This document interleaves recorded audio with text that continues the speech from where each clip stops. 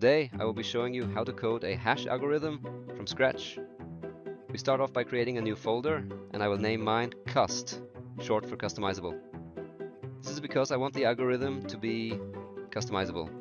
Then we drop or open this folder into our favorite code editor. I am using VS Code and would highly recommend this for everyone. You will need the .NET framework for this video, so I included a link in the description which shows how to set up VS Code for .NET development. With .NET Setup, we can open the folder in PowerShell and run the .NET new console command to create a new project inside our folder. Let's just hide this, remove this, and clear this. And we are ready to code. Our first class will be the cust algorithm.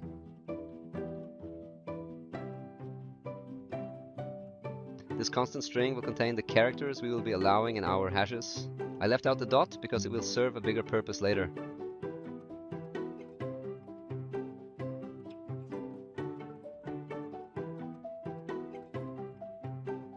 The hash function will take the plaintext password string and the salt string. This is because we will use the same function when verifying with the stored hash on the server.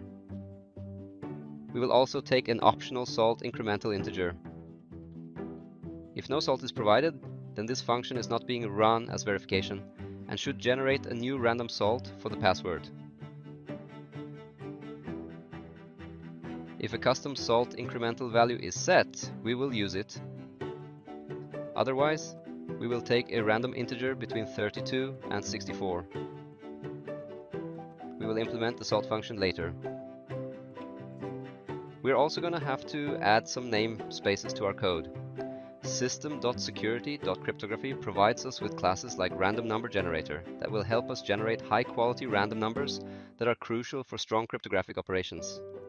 System.text provides us with essential classes for working with strings and text data. System.io is exclusively for testing, as we're going to do a simple stored hash on server authentication test later, and we need it for writing and reading files on the system. Let's calculate our desired hash length by taking the character length of the salt string and calculating the remainder when salt length is divided by 48 and adding 16 on top of the result. 16 is the minimum length.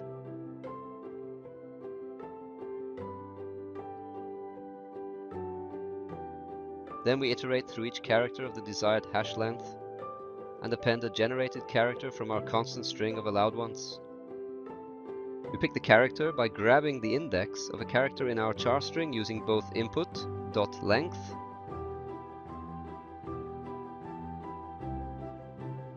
and salt.length and adding them together. The remainder of operator on char's length will ensure we get a nice character added to our string builder. Now let's convert the string builder to a string to represent the first stage of our hash.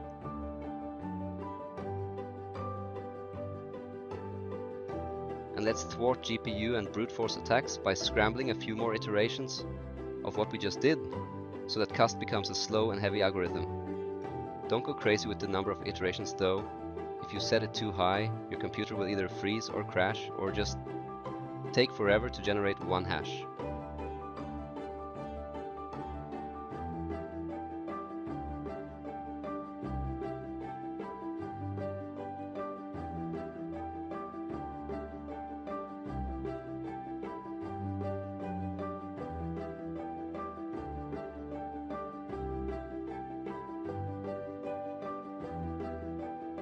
Finally, we return the hashed value including both the scrambled input and the salt, separated with a dot. Now the salt function is all about randomization. Some hash functions even go as far as adding the pepper, but we'll settle with just salt. Let's generate an array of random bytes for the salt.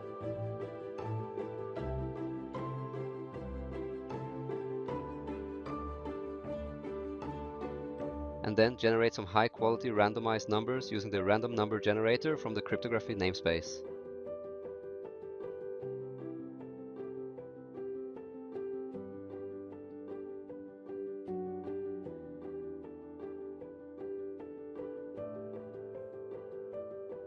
We will be doing something similar to what we did with the hash function.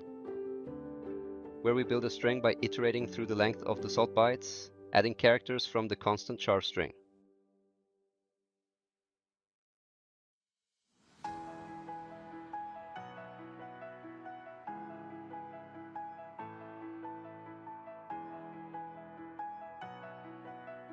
And then return the result.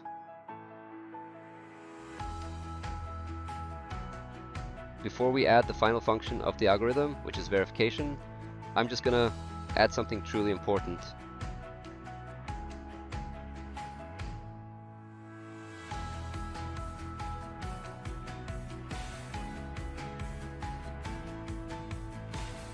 The last function is hash verification, and it will be a short function. It will take a plain text password and a stored hash string.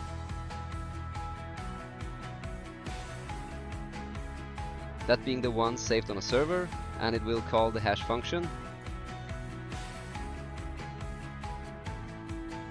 Splitting the stored hash to extract the salt we are going to use for verification.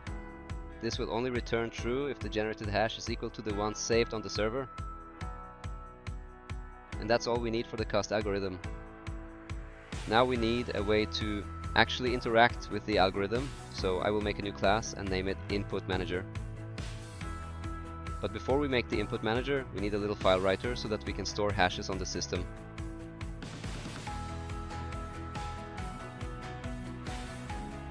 We will store hashes in a text file, and I will name it shadow.txt.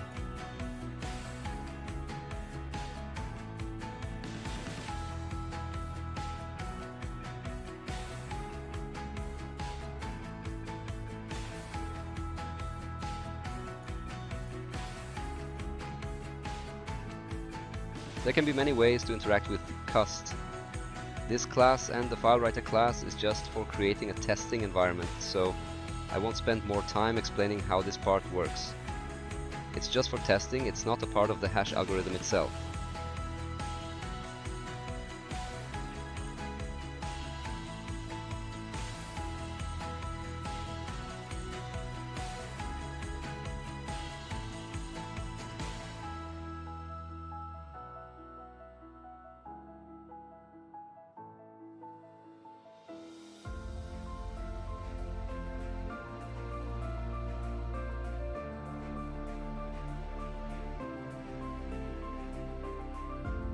That should be it. Let's open PowerShell and try to hash some passwords. We can run the .net run command followed by custom password, and we should get a nice and long hash. Oh.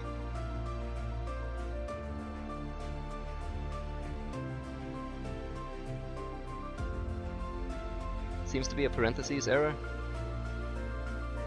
This should not be there, it should be over here. Same problem on line 32. Now we can reopen PowerShell and it should be smooth. Perfect. And when we hash the same password again, we will get a completely different hash that's not the same length as the last one. But a hash algorithm is only usable if we can also verify. So let's take this hash, store it on the fake server with .net run store followed by the hash. If we go back to our folder, we can now see a shadow.txt file pop up in the fake server. And when we open it, it contains the hash we saved. If we tamper with this hash in any way, we will get a failure when trying to log in.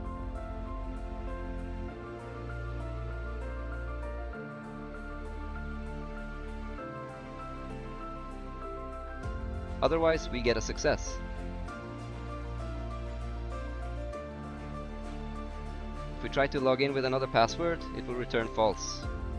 We can also run the .net run cross password command with a number if we want to specify a salt incremental.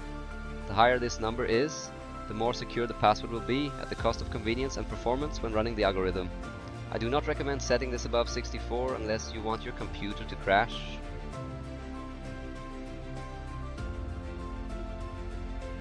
This is slow by design, to slow down attackers trying to match hashes fast until they get a match. I would be gone, and probably the planet too, by the time my computer would find a hash match. Because even if the attacker hashes the right plain text password, the output hash would be wrong. Thank you so much for watching. If you enjoyed this little tutorial, then I would appreciate a like on the video. If you like code and game development and my content seems interesting, then I would truly appreciate new subs.